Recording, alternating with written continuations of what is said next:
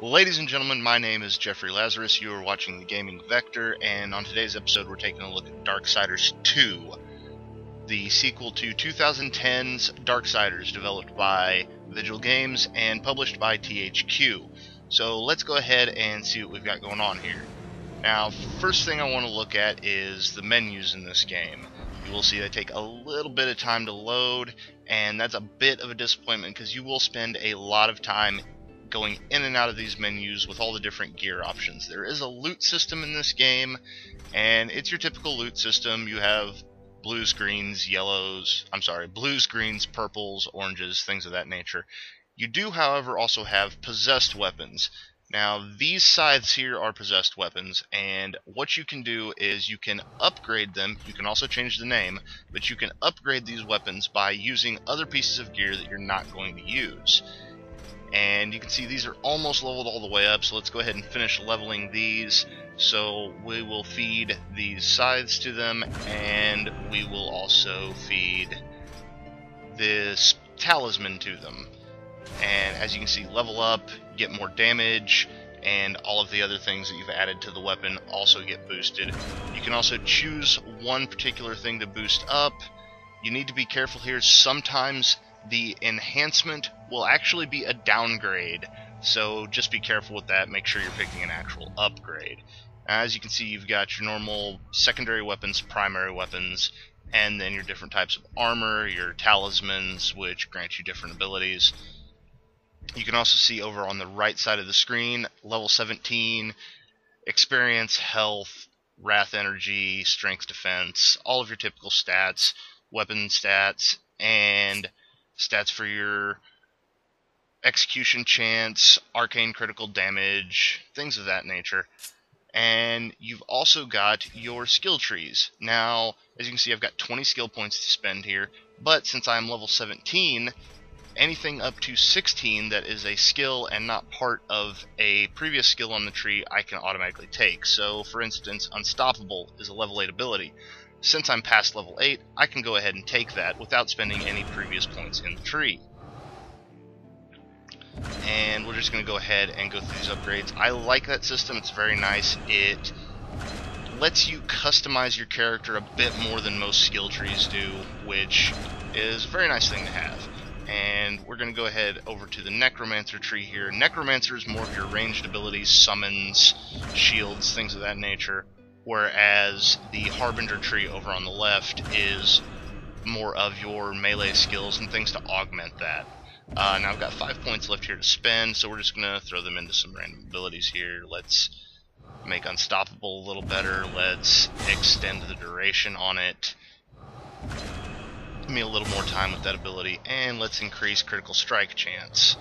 Alright, now you've also got your map screen here. This is an overworld map. There are also area maps. We will take a look at one of those here in a minute. I'd like to show you a little bit of the combat, so we are going to go ahead and get back into the game and summon our trusty steed, Despair. Now, Despair you will have with you from the beginning of the game. Here's some low-level enemies. There is a little bit of mounted combat. It's not the greatest thing in the world. You really only have a couple of things you can do. And the minute you get hit while on horseback, you will fall off the horse. So probably the best thing to do is just to dismount and take these guys out head on. As you can see, death is very fast, kind of evokes a God of War feeling with the combat, which is nice because the first game had some decent combat, but it wasn't great. So we've apparently dealt with all of those enemies. They are rather weak, being that I am a higher level than I should be for this area, and we're going to ride on and see if we can't get a little more combat going here.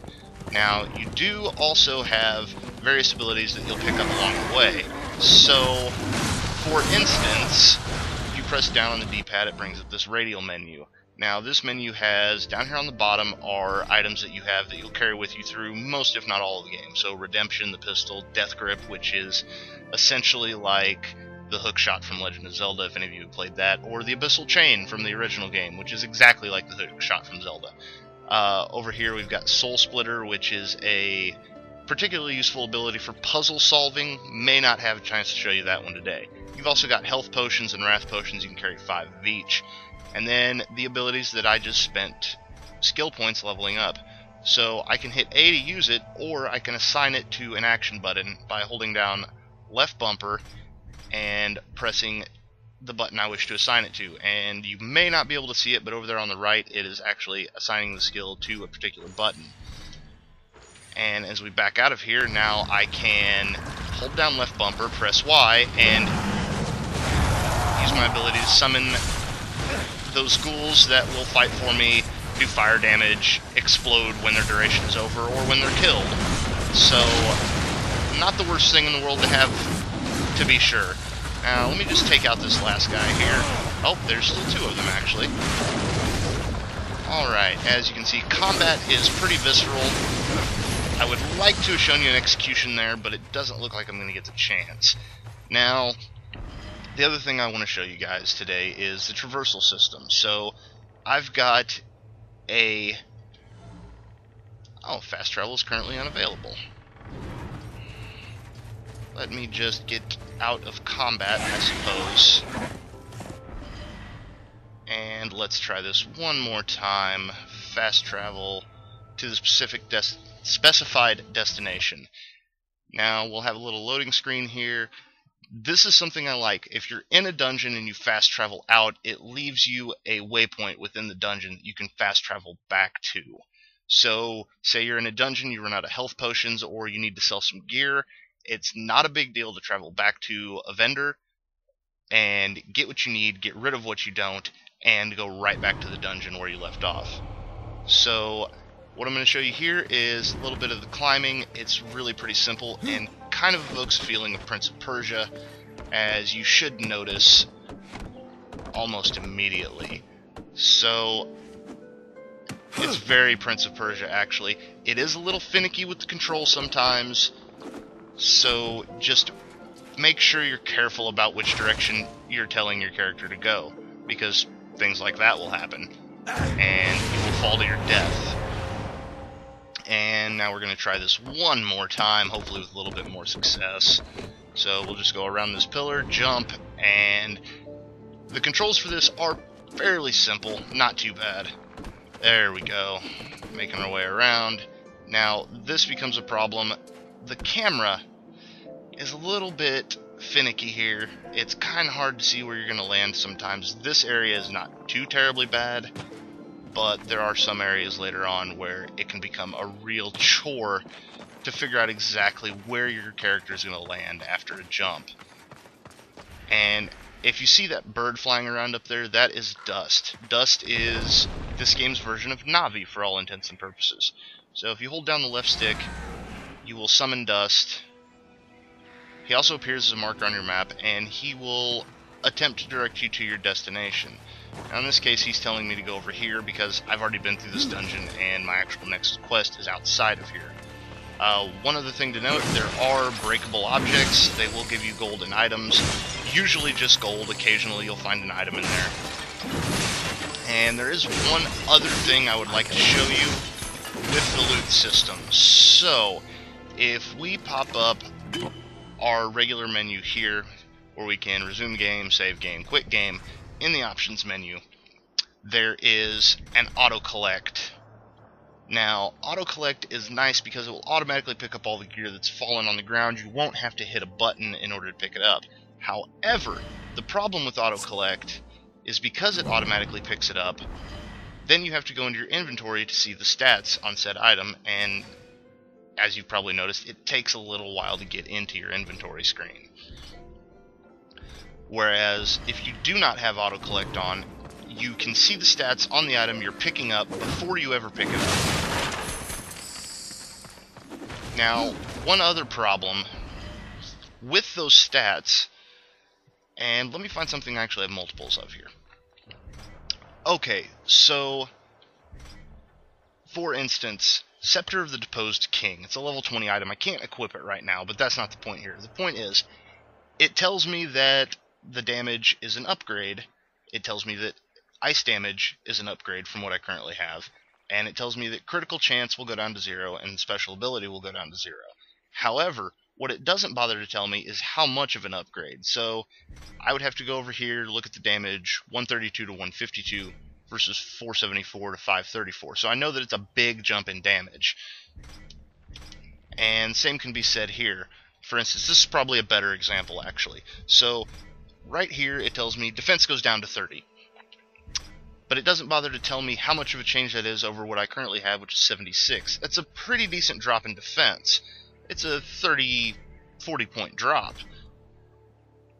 And it also doesn't bother to tell me how much of an arcane or resistance change that I'm getting there. Now, I don't have arcane or resistance on this at all, so that is complete upgrade, 23 points and 68 points respectively. So it would be nice if there was a little bit of a compare option, I suppose, some way to look at two pieces of gear side by side, or if it actually told you that, hey, this is plus 300 to your damage, rather than just saying, this is the damage, it's higher than what you currently have.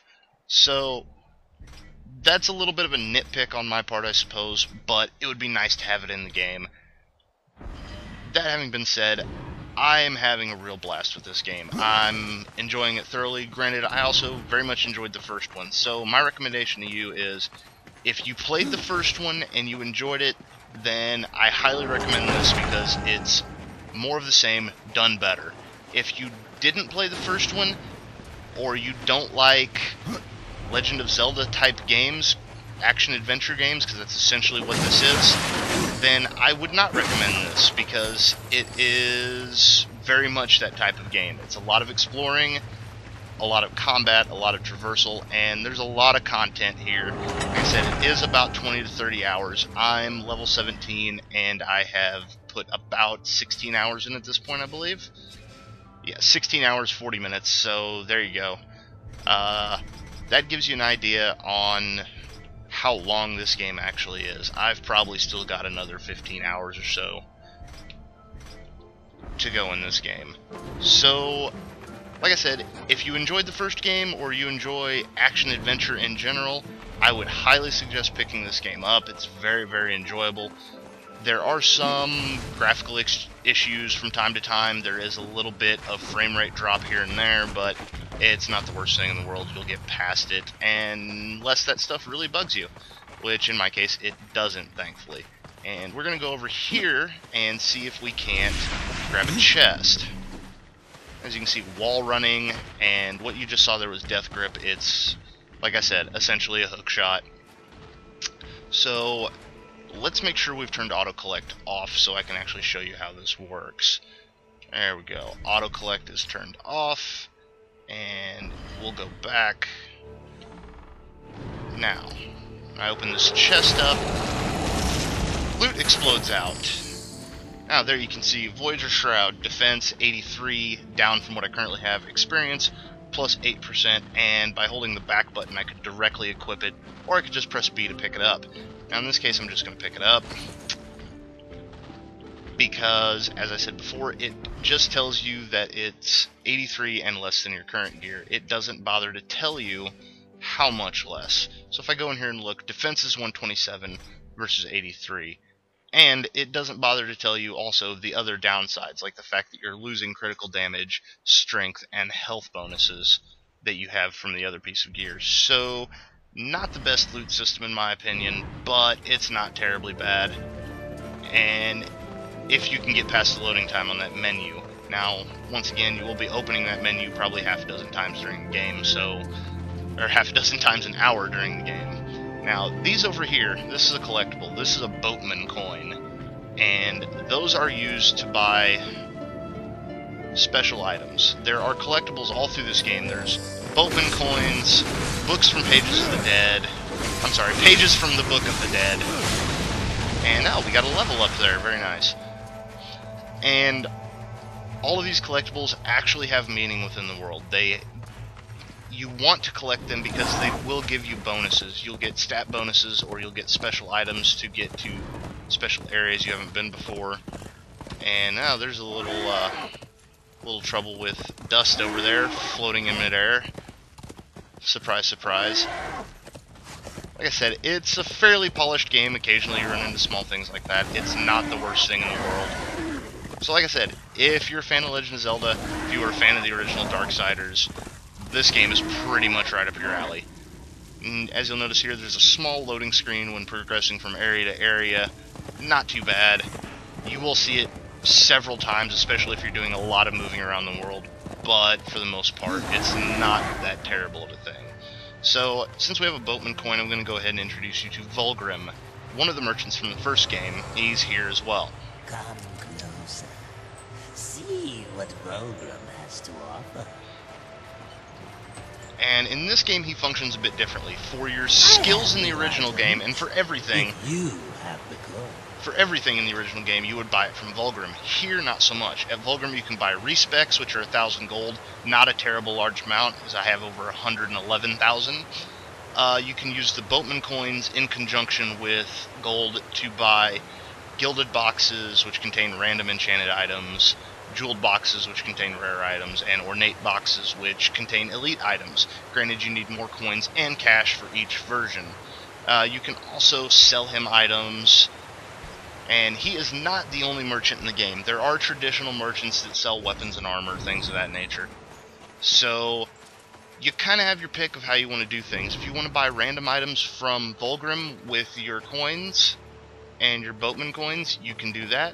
Or you can go to a merchant and buy pretty much the exact item you want. Now, to be fair, buying from merchants hasn't been a big part of the game up to this point. Like I say, I'm about 16 hours in, and very rarely have I found a merchant who actually has a piece of gear that is outright better than what I have. There's a lot of side grades in this game. It's a matter of, do you want critical hit chance, or do you want health on critical hit? Things of that nature, which is why the possessed weapons are so nice, because you can upgrade them the way you want to, for the most part, and make them exactly what you want them to be. So, as you can see, this is one of the opening areas of the game. This is one of the big open areas where you can just ride around, and there is actually a boss battle here, which you can see the remnants of. Yeah, good luck killing that thing, fellas. If you haven't made it this far, then I wish you luck. If you have made it this far, then you know exactly how difficult this actually is, considering what I'm riding around here was the boss enemy's weapon, just his weapon. Yeah, the enemies are huge, the bosses are huge, and the game itself is rather huge, because what you're seeing here is just one area, one part of this game. It's really rather massive, but it is a lot of fun. It does have some problems, mainly with load times to the menus and the loot system not being very well implemented. But all in all, if we get past the load screen, it's a very solid game. Good combat, decent puzzles, nothing too challenging on that front, and lots of fun. Lots of time can be burned off in this game searching for everything, and there's a new game plus option as well, so you can take your leveled up character and your gear and go through again, crank up the difficulty, and have fun.